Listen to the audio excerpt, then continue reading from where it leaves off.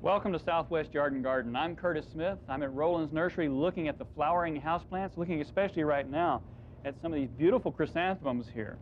At this time of the year, especially for the holidays, you may receive as a gift a flowering houseplant, or you may give it.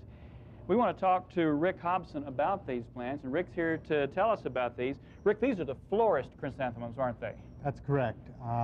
Sometimes a little different variety because of a bigger flower, and definitely in the way they're grown, because they're grown forced to bloom. They control their lighting and their fertilization. Not quite as hardy as a garden mum, but something you would go ahead and plant outside when it was done blooming. So once these have finished blooming, it's okay to put them outside? I think the best chance of survival is to plant them outside and hope for the best. Right. Now, if it's really cold, they might need to wait or harden the plant off before they move it outside. Very good point. If we're in the middle of November or it's very cold outside after you've received this, you'd want to harden it off.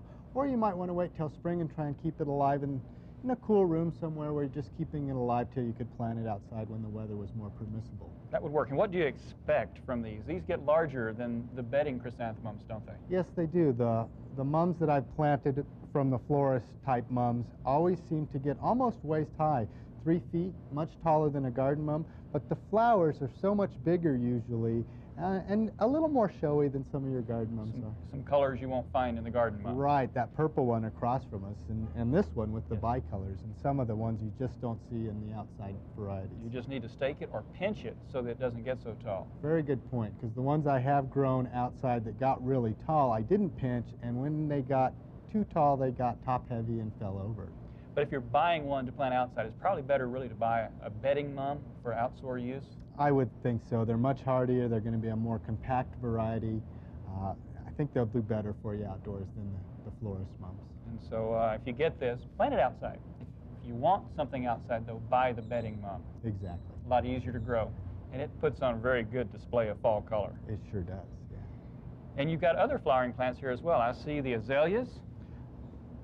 A lot of people ask about azaleas. Yes, they do. As those varieties there, and this is just going to sound terrible, but I consider that a disposable flowering plant. It really should be in our climate with our water. It's a plant that you use while it's pretty. When it finishes the flowering, it's really better to dispose of it instead of trying to fight it. If you like the challenge, go ahead and try and grow it. It will be a challenge. It's definitely a challenge to grow an azalea. It needs an acid soil, it needs moisture, it needs humid air. Those are things that New Mexico just doesn't have. But in the house for 4 to 6 weeks, maybe 2 months, hard to beat something that pretty. And for the price, it's a good deal as a cut flower. Absolutely. You're really looking at it in the same sense as a cut flower. It just lasts a lot longer. It lasts a lot longer, and it's alive. It's alive, and you can't get it as a cut flower. That's correct. And I see also hibiscus here. This is beautiful. Those are one of my favorites. Now this is one, though, you can continue to grow if you've got the right place.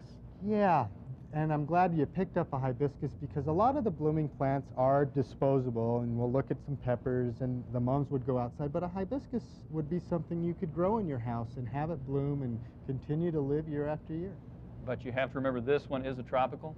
That's correct. We do have some hardy hibiscus that will grow in many parts of New Mexico, but this is not one of them. That's right. Probably one of the distinctions would be the glossy leaves. I don't know that that's always going to be a distinction between that and the winter hardy one, but a glossier leafed one is less likely to be the winter hardy. The winter hardy has more of a matte leaf. Matte leaf, and when it blooms, the flowers are much larger. They're almost dinner plate size. They're gigantic, beautiful, Absolutely. And so a good one to have. But for a house plant, this is an excellent plant. Yeah. Beautiful pink. Right here is a very nice orange. Just reminds me of Hawaii. That flower is just elegant in its simplicity. You don't have to go to Hawaii, just to the garden room. Yeah, that's right. Or take one home. Yes. Well, to the garden room in your house where you're growing these. They do need pretty good light. But in the winter, they will go dormant. So once they've dropped their leaves, you can move them to a cooler, darker location. Wait till spring to force them out again. Do great on a patio outside in the summertime as well. And then you've got the ornamental peppers, which aren't a flower per se, but they're as showy as a flower. They last a long time. If you're hungry, you can eat them. Yeah, they're pretty hot. And then you've also got the kalanchoe and Christmas cactus. There are many, many flowering plants that a person could get. Many of these will persist year after year. Some of them are disposable.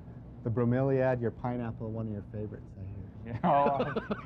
spent a lot of time on those, but yes. And so remember, flowering plants are a good thing to have. Get them, take them indoors, help you make it through the winter, but then plant it outside or dispose of it, whatever is appropriate for your circumstance. Rick, thank you. Thank you, Curtis. Thanks for being here.